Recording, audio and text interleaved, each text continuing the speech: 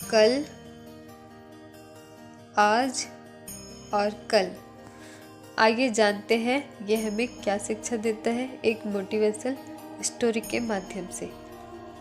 एक दिन बादशाह अकबर ने ऐलान किया कि जो भी मेरे सवालों का सही जवाब देगा उसे भारी इनाम दिया जाएगा। सवाल कुछ इस प्रकार से थे। ऐसा क्या है जो आज भी है और कल भी रहेगा? ऐसा क्या है जो आज भी नहीं है और कल भी नहीं होगा?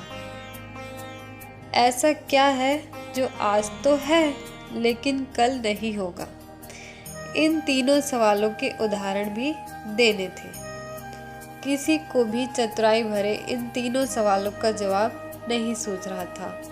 तभी बीरबल बोला, हुजूर, आपके सवालों का जवाब मैं दे सकता हूँ, लेकिन इसके लिए आपको मेरे साथ शहर का दौरा करना होगा, तभी आपके सवाल सही ढंग से हल हो पाएंगे।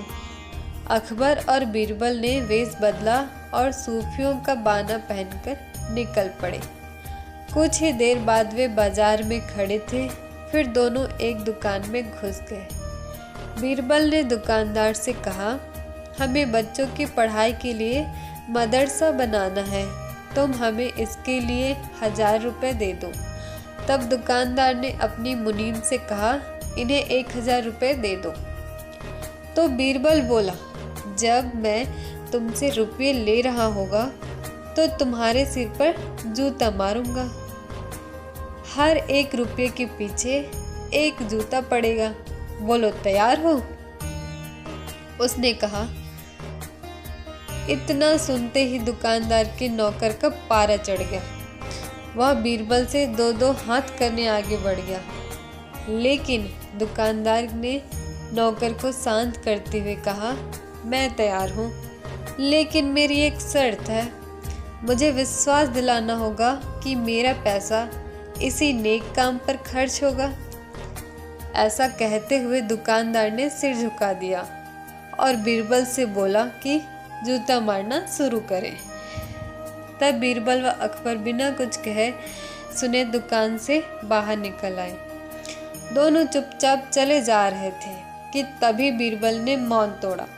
हुजूर, दुकानदार में जो कुछ हुआ उसका मतलब यह है कि दुकानदार के पास आज पैसा है और उस पैसे को नेक कामों में लगाने की नीयत भी है, जो उसे आने वाले कल यानी कि भविष्य में नाम देगी। इसका एक मतलब यह भी है कि अपने नेक कामों से वह जन्नत में अपनी जगह पक्की कर लेगा। आप इसे यूं भी समझ सकते हैं कि जो उसके पास आज है कल भी उसके साथ होगा। यह आपके पहले सवाल का जवाब रहा। फिर वो चलते हुए एक भिखारी के पास पहुँचे। उन्होंने देखा कि एक आदमी उसे कुछ खाने को दे रहा है और वह खाने का सामान उस भिखारी की ज़रूरत से कहीं ज़्यादा है। तब बीरबल उस भिखारी से बोला, हम भूखे हैं, कुछ हमें भी दे दो खाने को। यह सुनकर भिखारी बरस पड़ा, भागो यहाँ से, जाने कहाँ से आ जाते हैं मांगने। तब बीरबल बादशाह ने बोला, यह रहा हुजूर आपके दूसरे सवाल का जवाब। यह भिखारी ईश्वर को खुश करना नहीं चाहता। इसका मतलब यह है कि जो कुछ इसके पास आज है वो कल नहीं होगा। दोनों फिर आगे बढ़ गए। उन्होंने देखा कि एक तपस्वी पेड़ के नीचे तपस्या कर रहा है।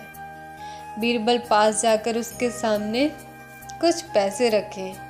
तब वह तपस्वी बोला, इसे हटाओ यहाँ से, मेरे लिए यह बेईमानी से पाया गया पैसा है, ऐसा पैसा मुझे नहीं चाहिए।